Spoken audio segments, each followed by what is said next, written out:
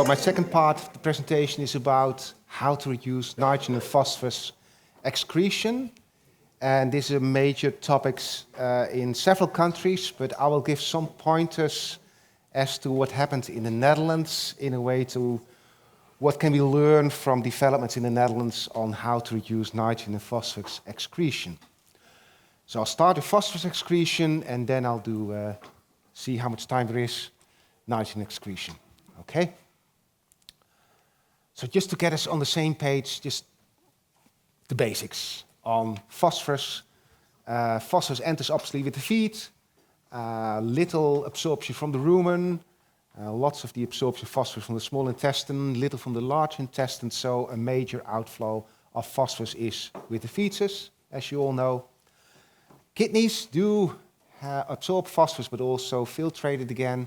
So with the urine, very small amounts of phosphorus are being excreted. The excretion route is mainly via the feces. Lots of recycling of phosphorus via saliva. The entrance of phosphorus in the rumen via saliva is usually 1.5 to 2 times larger than the phosphorus that enters with the feed. Okay, so really important that the animal is ruminating well in terms of efficient phosphorus use. Bone, there's a nice exchange, mobilization, resorption with the bone. Quantitatively, perhaps not so large, but of huge importance, I will show, for health of the animals. And obviously a major route is via the mammary gland into the milk. So by and large, this is just some average data from a couple of balance trials in the Netherlands. For every 100% of phosphorus in the feed, roughly half will be excreted in the feces, hardly anything in the urine, okay? 43% on average here in the milk, and 5% goes to the bone, either of the animal itself or, obviously, if she's pregnant, the unborn calf. Okay, so these are the numbers. Fecal excretion is the important one, and that's the one in terms of environmental issues that we would like to reduce. Okay, this is the result of a meta-analysis that one of my PhD students did already some 10 years ago or so. What are the important factors for fecal phosphorus excretion? Well, the two main factors are simply how much phosphorus does an animal consume? No surprise to you. Around 79% of, on average, of the phosphorus he consumes is being excreted in the fetus if you increase the phosphorus intake. But with a negative value, meaning less phosphorus excretion in the fetus, if the milk production is greater, making sense, because with extra milk, more phosphorus excreted in the milk, less goes with the fetus. Okay? So those are the two major elements that determine phosphorus excretion in fetus. If we look at it the other way around, the efficiency, how much of the phosphorus that the animal consumes goes into the milk, again, the meta-analysis says that's dependent on how much phosphorus there is in the diet, as well as what is the feed efficiency, how much of the feed goes into milk, which makes sense as well. Okay? So these are the important variables that determine phosphorus excretion. Okay, now this is a slide of the phosphate excretion in the Netherlands of the dairy cattle production sector over the years from 1990 onwards. And there are certain developments over there from 1990 onwards. So if you look at 1990, and in the first, this is the actual phosphate ceiling that we have in place in the Netherlands. We're not supposed to go over that ceiling. There are some years that we exceeded that ceiling. The big thing is that most likely for 2025 we have a much lower ceiling, and this will be a major challenge in our country to reach. But there are ways to do that, but it will be a major challenge. Okay. So how can we explain some of those developments? Well, initially, after 1990 up to 2005 or so, there was no real drive to reduce phosphorus. It's just that the phosphate excretion was decreased by other reasons. And the main one is simply an improved feed efficiency. Greater amount of milk, lower levels of feed being utilized per unit of milk, less phosphate excretion. Okay.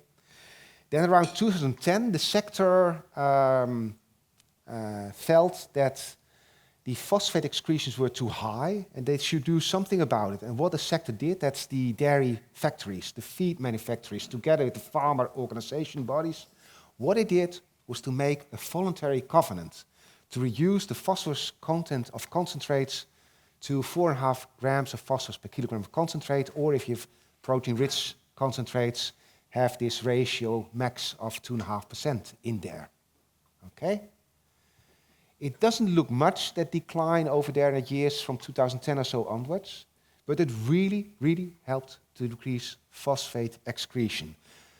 Why only for 2 years? Because then the milk quotas were lifted. Netherlands produced 20-25% more milk, basically 20-25% more phosphate being excreted, right?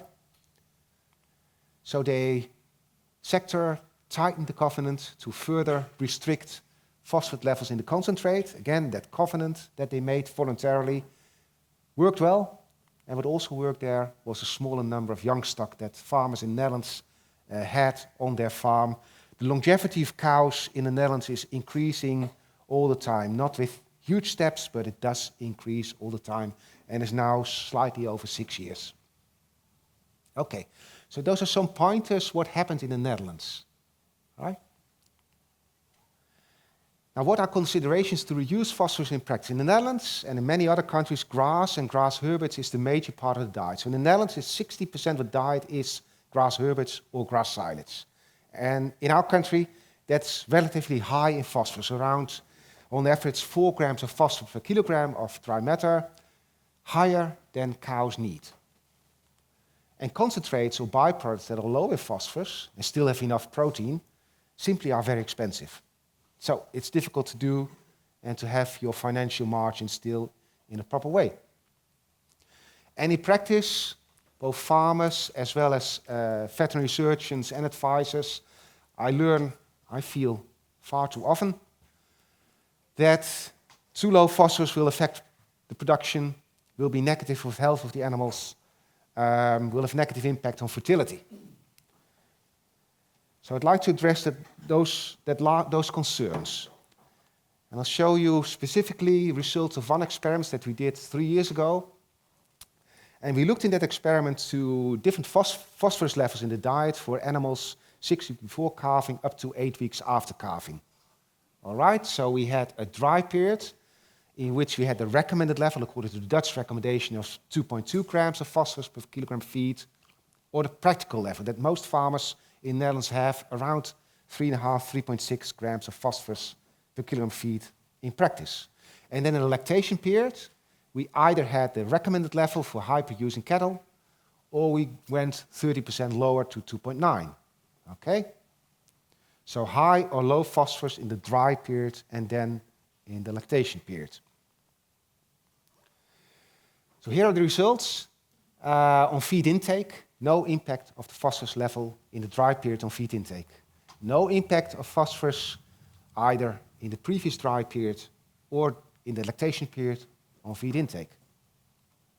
Milk, same story, no impact of the phosphorus levels on milk production. There was only one small tendency for an interaction with the week. So in the first week, there was a difference between the phosphorus levels, but after that, it disappeared. Okay? So this experiment says, basically, we can feed below the recommendations, no problem. Right? So is this the only experiment that shows that? So what I did, I took all the experimental literature that I could find with dairy cattle that lasted at least 10 weeks, so I wanted to have a bit longer period of time to show any possible negative effects only in the longer term. And I wanted those experiments to feed at least one of the treatments have a level lower than the recommended level for that particular milk production level of the animals. All right? And I took the Dutch recommendation. I'll show you later, but the Dutch recommended levels are the lowest levels if you compare it with other recommendations worldwide. Okay. So this is the first one, the study of Falk and Schebeck,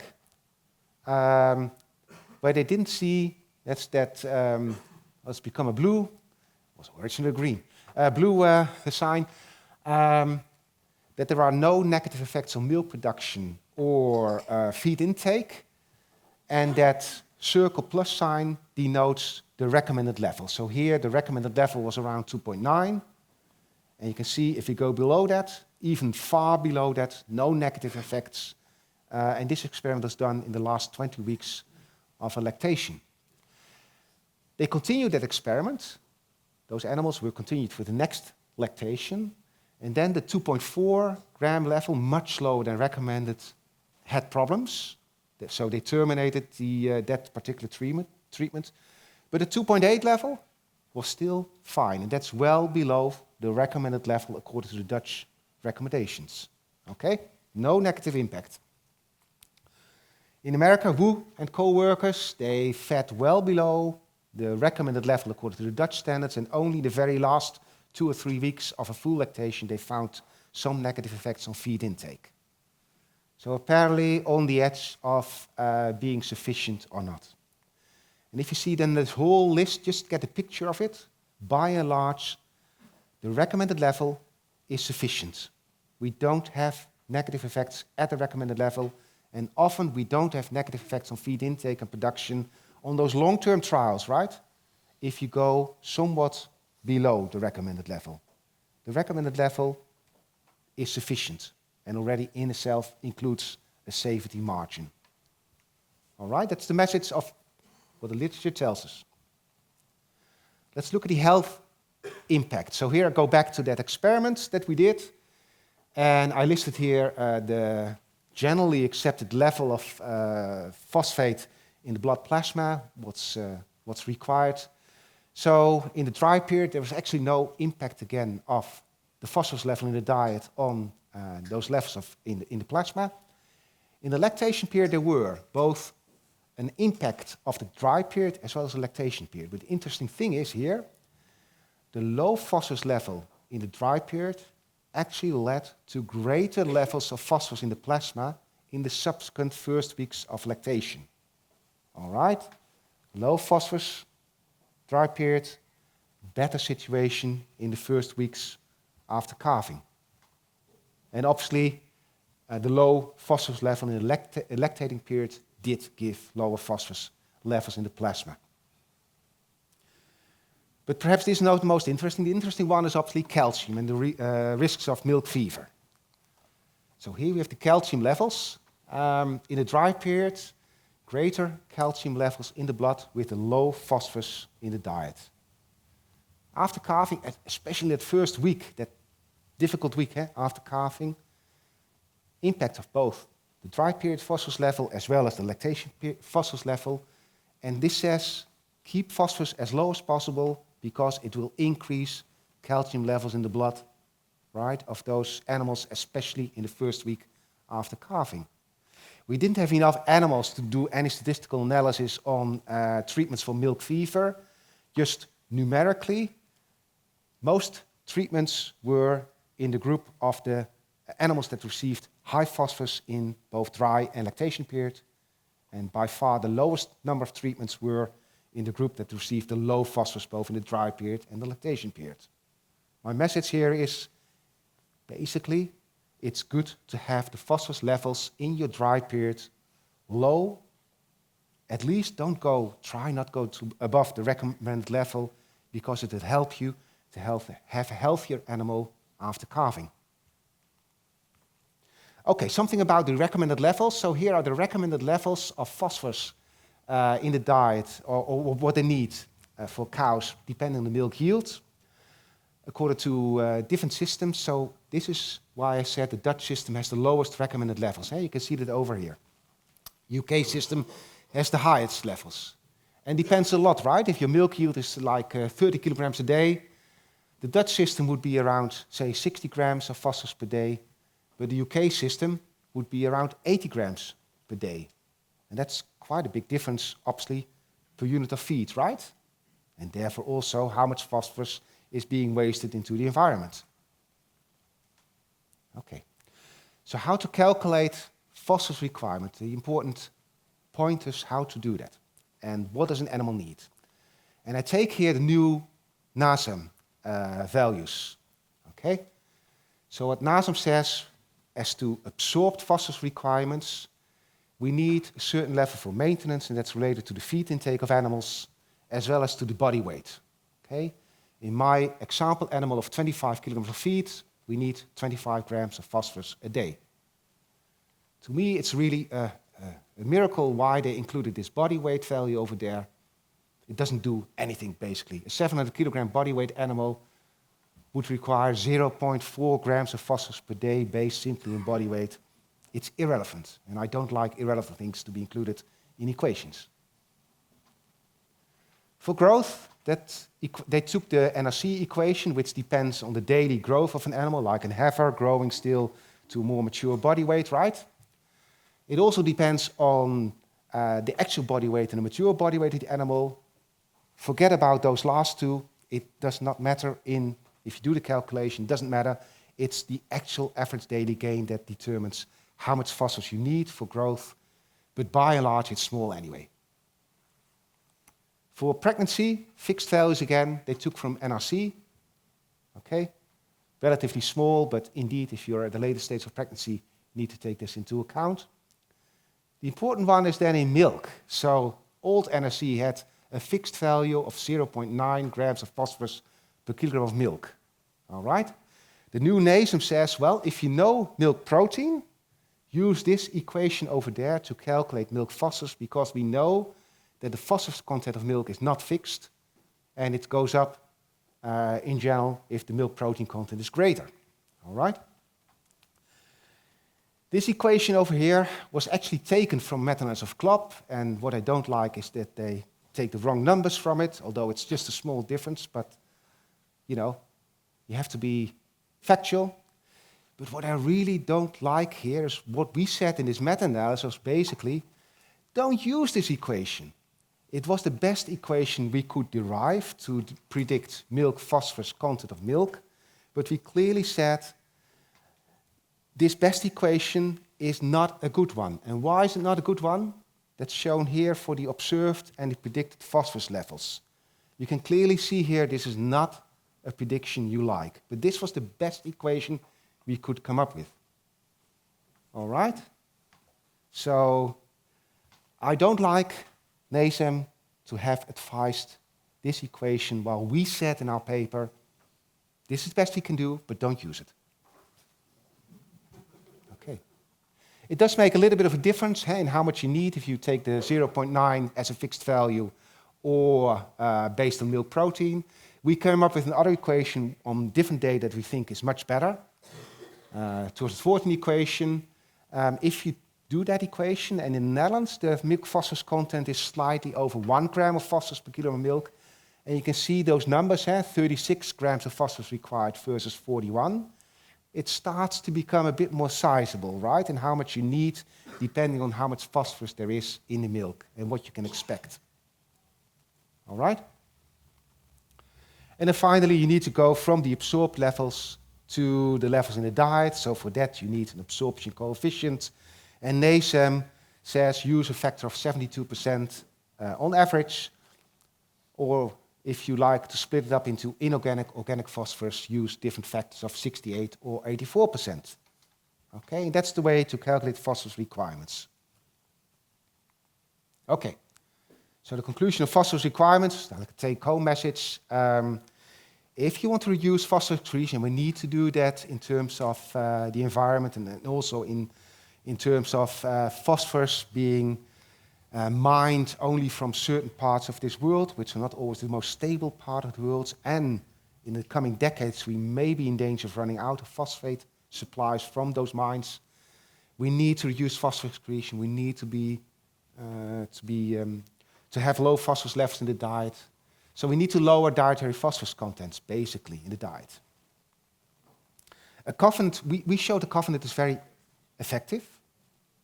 It may depend on your local situation, whether or not that's effective and what you can do. It's just to show you can do something about it if everybody, right, is in the same direction and realizes the importance. Recommended levels are simply too high, I think. And a low phosphorus in the dry period especially will also help you to get a smoother transition. And if you do the recommendations, just take into account the dry matter intake and the milk yield. Realize, though, that milk phosphorus content varies, and it would be nice. In the Netherlands, you can analyze milk on the phosphorus content in the milk. use that value. If you don't know that value, use proper equations to estimate phosphorus content in the milk, because that's an important one that determines how much phosphorus you need for a cow. Okay. Nitrogen. Reducing nitrogen excretion. Major topic in the Netherlands, lots of protests. Farmers disagreeing with the government. Hot topic, also in other countries. Just to put it into perspective, you all know this, but nitrogen in the feed, roughly 25% or so, depends on which country or region you are, roughly 25% ends up in the milk, 30% in the feces, 45% in the urine, as a rule of thumb, right? I'm particularly interested in this issue in the nitrogen in the urine, because the nitrogen in the urine, that form, urea, for example, in the urine, that's the susceptible form for losses, gaseous losses, as ammonia, nitrous oxide, laughing gas, right? So that your focus should be on reducing nitrogen in the urine. Okay? And this is also a slide I usually show. It's just to say, I know I will have my presentation on the animal level. It's definitely a total farm level, right, with other nitrogen inputs and outputs, I know. But I'll focus on the animal level as part of this total. But obviously, there are all kinds of trade-offs and synergies with the total level. Okay. This is the development of nitrogen excretion of the dairy sector in the Netherlands over time. So I'll go again to some pointers here. This is nitrogen ceiling. Some years we're above it, lots of years below. This will be new nitrogen ceiling. My personal perspective is that it's easier to reach this nitrogen ceiling than the phosphorus ceiling that I showed earlier in the presentation. Phosphorus will be more difficult in the Netherlands to reach than this nitrogen ceiling, but all the attention is on nitrogen these days in the Netherlands. Okay. How can I explain it?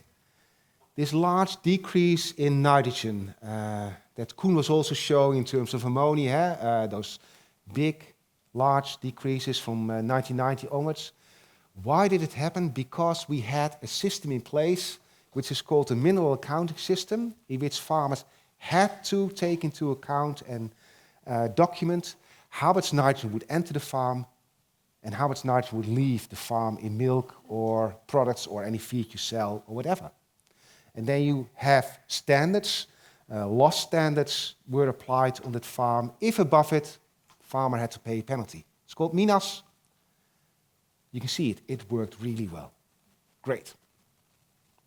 However, we are in the EU, and the EU ruled that this was not a good system for all kinds of reasons that I won't go into detail now, but it was abandoned, and it was replaced with application standards. So not a goal-oriented measure, but rather means-oriented way of doing things. And those application standards simply didn't work in practice. Hardly any further decrease in nitrogen, unfortunately. Then, you know the system, milk quotas lifted, more nitrogen being excreted from this higher milk production. What didn't help here was a change that we had to take in derogation rules from the EU.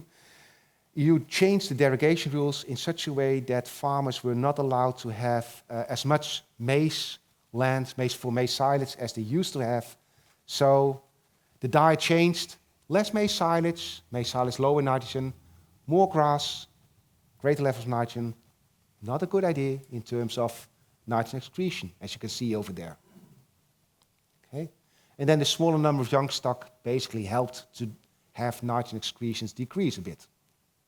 Right? So I'm showing this to show what are policies and what are measures, and that sometimes policies, to whatever reason they're being taken by governments or EU, are not always a wise thing if you want to go to your goals. And it's something you have to realize. Okay. Smart dairy farming to reduce nitrogen excretion. Obviously, the thing is, keep nitrogen intake as low as possible to minimize nitrogen excretion and maximize the proportion of that nitrogen that comes into the milk and therefore not in the excreta. That's a simple principle. Okay. But that milk nitrogen efficiency is highly variable. This is data that we already presented some 15 years or so ago. Like the milk nitrogen efficiency. I've drawn here the line of the average nitrogen content in the Netherlands. So you can see that average nitrogen content in the Netherlands, we have a variation in efficiency of below 20% up to 35%. And that means that difference basically, that doesn't come in the milk. There's little variation in the digestion coefficient of the diets in the Netherlands. That goes into the urine. So it's quite a bit of nitrogen in the urine difference with this milk nitrogen efficiency, right? Okay.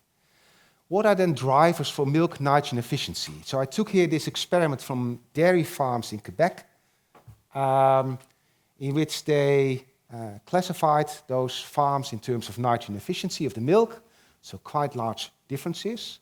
And what else then changed as to characteristics here? Well, obviously you expected to have crude protein of diet. Sure, went down. Fair enough. However, at the same time, the fiber content tended to decrease as well for the more efficient farms. The starch content was greater, and the energy content of the diet was also greater in those efficient farms. Okay? It's not just the protein. There are other things in there that also determine this nitrogen efficiency. Obviously, rumen-degradable protein levels was lower in the more efficient farms, makes sense. And if you then look at fat-corrected milk, greater efficiency basically have the same amount of feed, greater amounts of milk production. The interesting thing there is also that milk urea, right? Can you see the last three classes? They don't differ in milk urea. And we expect milk urea to have a relationship with milk nitrogen efficiency, right? So we use milk urea in the Netherlands as an official tool in order to improve, reduce the nitrogen excretion to the environment. Okay? And we know that milk urea is not a perfect indicator, and this is one of the examples that shows it's not. There's more to it than just milk urea. Okay, so nitrogen in the urine, that's the focal point. Nitrogen intake is a principal driver of nitrogen in the urine. Yeah. Clear relationship, sure. But this prediction can be much better if we take into account energy. So don't look to just the nitrogen, the crude protein content in the diet. Look at other elements as well. And why? And I guess you know from your studies the principles of using protein. Crude protein can be either degraded in the rumen, RDP, or be bypass, and part of the bypass protein is available. And whether or not that rumen degradable protein can be utilized to good effect into microprotein depends simply how much fermented carbohydrates are there, how much energy is there, right? And then the similar thing happens with metabolized protein that's absorbed as amino acids and utilized by the mammary gland to make milk protein. How much is being utilized depends on how much energy is there, right? So it's the balance of energy and protein. Okay. So what's the advice? The advice is first of all to keep that rumen-nitrogen balance as low as possible. Let it match with how much energy is there for the microbes.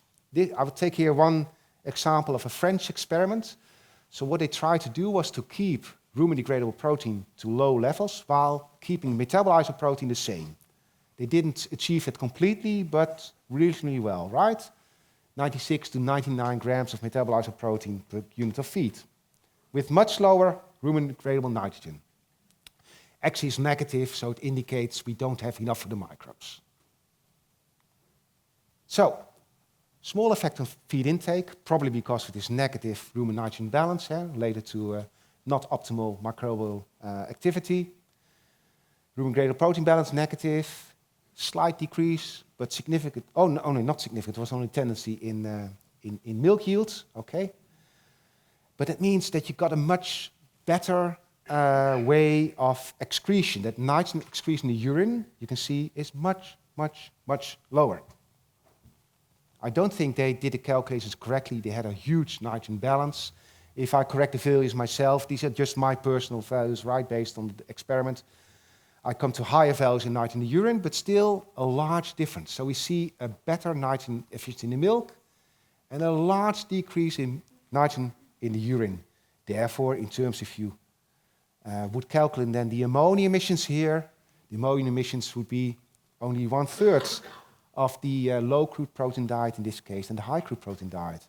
And similar for the NOx and N2O emissions, for example. Okay? Very good way to reduce nitrogen excretions. The other one is this balanced supply of energy and protein to the mammary gland. So the mammary gland uses amino acids in particular for its own milk protein, together with the energy it requires to make that milk protein in different forms, the major ones being the fatty acids and the glucose. Okay? And it's about this balance of amino acids and energy as well as the type of energy. So this is a result of a meta-analysis from Jean-Baptiste Daniel that you heard before in this symposium. So what he did was to look at the variation in the metabolizable protein content of diets on the horizontal axis, and each of those lines represent different levels of energy. Okay? So you see that in this meta-analysis that the milk protein responded in a non-linear way to extra metabolizable protein. And that marginal efficiency becomes smaller and smaller until you don't get any effect of additional metabolized protein anymore. But that effect also depends on what is the energy level. So this means if you would reduce metabolized protein level in the diet, but at the same time would increase the energy level to the animals, you could maintain milk protein production, important obviously, in practical scale, whilst at the same time having less nitrogen excretion to the environment. Okay, that's the point. This response to dietary metabolized protein depends on the energy, and therefore this increase in net energy content may help you to counterbalance a possible negative effect of having less protein in your diet, right? The other one is the type of energy. I will show it again, a French experiment from EU project which we were involved in. What they did was to have low and high crude protein levels at the same net energy level, but that energy being delivered by fiber or by starch. But they tried to keep the net energy level the same, right? Just the type of energy is different. So this is the result on the milk nitrogen yield. For the green ones, the fiber, and orange, the starch. So keep in mind, same energy level. But that means if you look at the milk nitrogen efficiencies, that you could reduce the crude protein level of the diet without negative implications if you replace part of the fiber with starch. In other words, the type of energy matters here, even though our energy evaluation systems in general would say same amount of net energy or metabolizable energy, or whatever you express it, the type of energy is important. Right? Okay, the final example I'd like to show is about what is the importance of amino acids.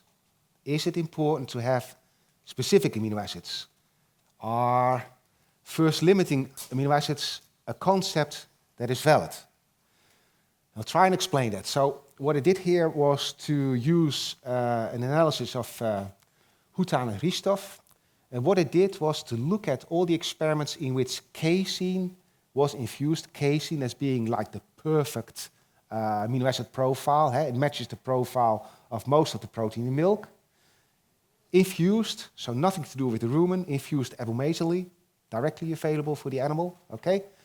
You see this nice, same as that meta-analysis of Daniel and co-workers, this nice nonlinear response to more casein. If you look at the marginal efficiency, if you calculate from that the marginal efficiency declines with more metabolized protein. Okay? And now I'll show a couple of results of a series of experiments that we did from Kelly Nichols, from PhD from Kelly Nichols, all papers published now in Journal of Dairy Science. Okay? So this horizontal line represents how much we would predict in terms of milk, the efficiency of metabolized protein according to this casein-derived equation from Hutan and Ristov, right? In this experiment, they used bypass protein. Bypass protein perhaps not having the same ideal amino acid profile if we assume that same as casein. So that's probably the reason why the efficiency that we observed is lower than what we would theoretically predict using that equation. But can you also see that when we added energy in the form of fat, more energy increased here the efficiency of use of that protein, right? More energy, better use of the nitrogen. Then we did another experiment in which we infused only the essential amino acids with different levels of energy and different types of energy. Okay? So only infusing essential amino acids already gave a better response than we would predict from that casein-derived equation. Why? Well, because the non-essential amino acids that are in casein, we know from other infusion studies that they are not utilized highly efficient. It's better to have as much essential amino acids to the mammary gland as you can. That's the way to improve the efficiency. But again, what you can also see there, adding the energy, either glucose or fat, further improved efficiency. And that improved efficiency was greater with glucose than with fat. And that comes back to that, what I showed before, that fiber versus starch story, that glucogenic energy is a better source to make a better efficient use of nitrogen by the mammary gland than lipogenic energy. And then finally, this is a bit more complex, what we did was to infuse different groups of essential amino acids. So the first bar there is, again, only the essential amino acids, again, giving a greater marginal response than compared with an equation based on casein, the sum of essential and non-essential ones. Then the second bar, called BCAA, we only infused the branched-chain amino acids. And apparently that was not a very efficient way to do, right? A lower marginal efficiency. Then the third bar represents the group 1 amino acids. Group 1 amino acids are those amino acids that, when taken up by the mammary gland, are one-on-one directed into milk protein. So they're not used for anything else in the mammary gland. They're simply transferred directly, one-on-one, 100% into the milk protein. And we added to that group 1 amino acids that we know are very important. We added to that the branched-chain ones. And here the efficiency did not differ significantly from the one with essential amino acids, although we ignored important amino acids like lysine in that infusion. And then the final bar represents the group 1 again, but now with arginine, lysine, and threonine, ALT. So although we had this lysine in there, or arginine, or assumed to be important, still the marginal efficiency was lower than infusing the same level of amino acids, but in the form of only all essential amino acids. All right? So the pattern, the profile of amino acids is important, but there's not probably one amino acid that is really limiting milk protein production. So this is probably what you've seen before, right? That we assume often that milk protein yield may be limited by one single limiting amino acid, like this barrel, and the lower stave is determining how much fluid there is in that barrel. In other words, that lower stave can be lysine or methionine, right? Which we may assume is first limiting, and we can't get more milk than that most limiting amino acid, okay? I really think we should get rid of this concept. Why? Because of the results I just showed, but also because if you look from it mechanistically, from science, mTOR, we know mTOR is the major signaling pathway.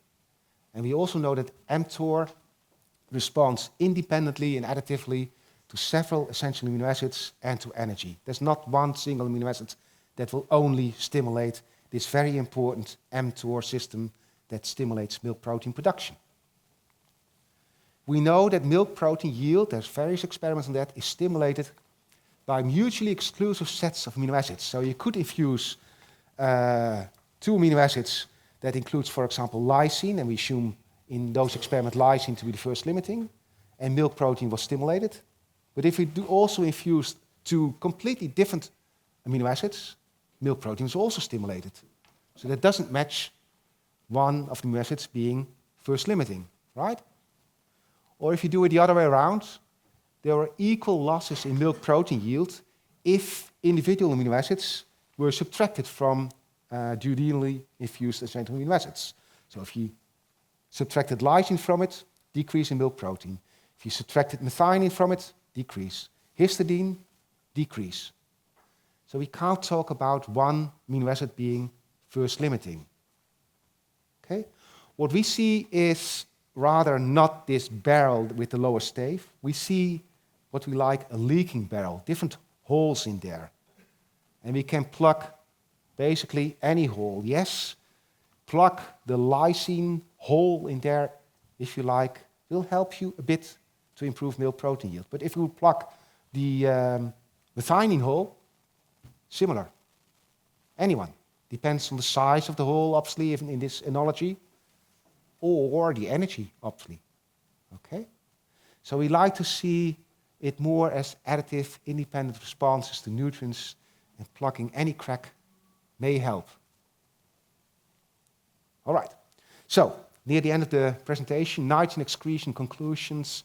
What have we learned in the Netherlands? We've learned that the mineral accounting system is really important if you would like to reduce nitrogen excretion. You need to keep track of what's happening on that farm with either, like incentives more than penalties, but somehow there needs to be a financial element in there.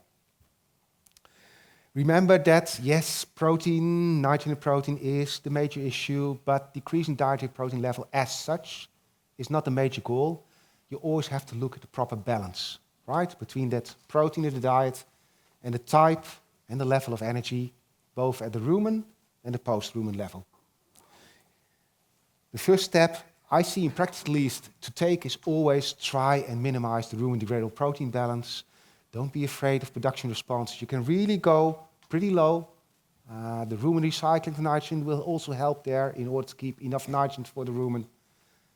And sometimes it's perhaps better to accept that half a liter of milk decline if at the same time nitrogen excretion is decreased a lot. Especially, for example, now in the Netherlands, where for all that surplus of nitrogen in the manure, you have to pay a high price to get rid of that surplus of manure, right? Then make your calculation and look how much milk might I lose, financially wise, to balance what I gain in terms of not having to pay money to get rid of surplus of manure. It's a balance on your farm. You have to be aware of those calculations, right? And then finally, also remember, please, that your efficiency of post-absorptive utilization of nutrients is not fixed. We need to focus on groups of nutrients, not on individual nutrients as such. Okay? Well, with that, I hope I've given you some pointers to phosphorus and nitrogen excretion and lessons learned from the Netherlands. And happy to take some questions in the panel, I think. Yes, yep, that's right. So hold on to your questions, and thank you, Jan, for your presentation again.